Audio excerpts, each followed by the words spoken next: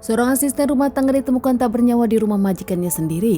Ternyata ART ini dihabisi ponakan majikan karena ternyata sang keponakan ingin mencari uang dari keluarganya. Kejadian ini sendiri terjadi di Jakarta Timur, tepatnya di Cipayung. Warga di salah satu perumahan digegerkan usai seorang ART bernama Sri 49 tahun ditemukan sudah tak bernyawa dengan kondisi yang sangat tragis di ruang tamu rumah majikannya sendiri. Kejadian ini sendiri tepatnya di Pondok Rangun, Jakarta Timur, Cipayung. Di tanggal 6 Januari 2023, korban ditemukan oleh majikannya sendiri saat majikannya pulang kerja. Majikan Sri sendiri memang seorang dokter yang sibuk saat siang hari, namun kaget setelah dirinya pulang kerja menemukan pembantu rumah tangganya sudah tak bernyawa di ruang tamunya dengan kondisi yang sangat cukup tragis. Kaget menemukan Sri yang sudah tak bernyawa, majikannya pun langsung lapor kepada pihak yang berwajib. Tak lama pihak yang berwajib pun datang menyelidiki kasus ini, membawa Sri ke rumah sakit untuk dilakukan otopsi. Sementara pihak yang berwajib menyelidiki kasus ini dan mencari barang bukti petunjuk di rumah TKP. Warga yang mendengar pemberitaan ini pun geger dan berkumpul di dekat TKP. Bahkan saat itu anak dari Sri datang ke sana dengan menangis dengan penuh kesedihan. Menurut hasil otopsi, Sri sendiri mendapat banyak tikaman hingga dirinya kekurangan cairan merah dan mengembuskan napas terakhirnya. Usai dilakukan otopsi, jasad Sri sendiri dikembalikan ke keluarga untuk dilakukan pemakaman. Pihak kepolisian menyelidiki rumah tempat TKP, bahkan saat itu pihak yang berwajib pun mengungkapkan kalau motifnya kemungkinan besar ada pencurian dan juga kekerasan. Bukan tanpa alasan, di rumah majikan sendiri terlihat acak-acakan seperti ada seseorang yang ingin merampok rumah tersebut. Setelah pemilik rumah mencari apa yang hilang, ternyata memang benar. Ada 2 handphone dan uang milik majikan Sri yang hilang, dan kamar dari majikan Sri pun nampak terlihat seperti orang menggeledah kamar tersebut. Di rumah itu sendiri ternyata memang tak hanya Sri sendiri, melainkan ada orang tua majikan yang tengah sakit dan hanya berada di kamar, tak bisa keluar kamar. Majikan pun tak mengerti siapa yang melakukan kejadian ini karena ini pertama kali rumahnya kemalingan. Pihak yang berwajib pun melihat ada gelas, nampak gelas menyuguhi seseorang. Menurut pihak yang berwajib, yakin kalau pelakunya adalah orang yang dikenal Sri atau orang yang dikenal oleh majikan Sri.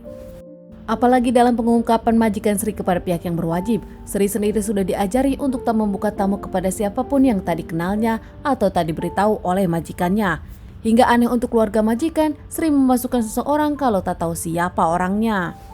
Pihak dari kepolisian pun menginterogasi majikan dari Sri, tetangga-tetangga rumah Sri, bahkan saat itu pihak yang berwajib hanya sedikit mendapatkan petunjuk.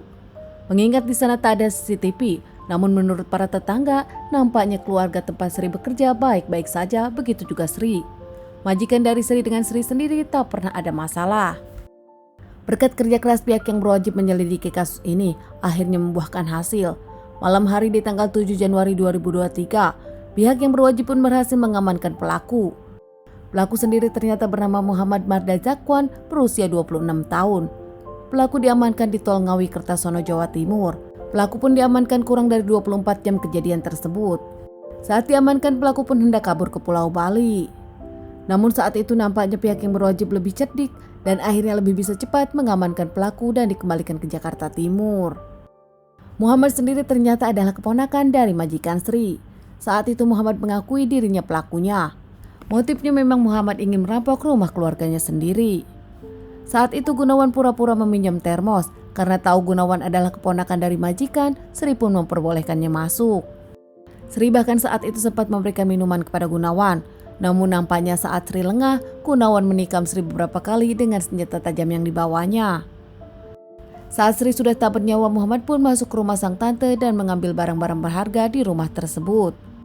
Usai mengambil harta benda dari sang tante yang bisa dijual oleh Muhammad, Muhammad pun lebih memilih kabur. Bahkan saat itu Gunawan lebih memilih ingin kabur ke Pulau Bali. Namun ternyata naas, Gunawan pun diamankan pihak yang berwajib saat dalam perjalanan. Barang yang dibawa Muhammad adalah 2 handphone dan juga uang jutaan. Mengaku ini murni pencurian, di awal tak berniat menghabisi Sri. Namun nampaknya kebablasan hingga akhirnya Muhammad mengaku dirinya sempat ketakutan. Menurut pengakuan dari Muhammad menyebutkan kepada pihak kepolisian, dirinya ingin pindah ke Bali namun tak punya uang, tak punya modal. Hingga akhirnya terpikir dirinya merampok di rumah sang tante. Namun ternyata di rumah sang tante pun ada pembantu dan takut dilaporkan hingga akhirnya lebih memilih menghabisi Sri ART-nya. Muhammad sendiri diamankan dan menjalani beberapa kali persidangan hingga akhirnya divonis 15 tahun penjara. Sementara keluarga dari Sri tak menyangka dan kesedihan ini kesedihan yang mendalam untuk anak-anak Sri.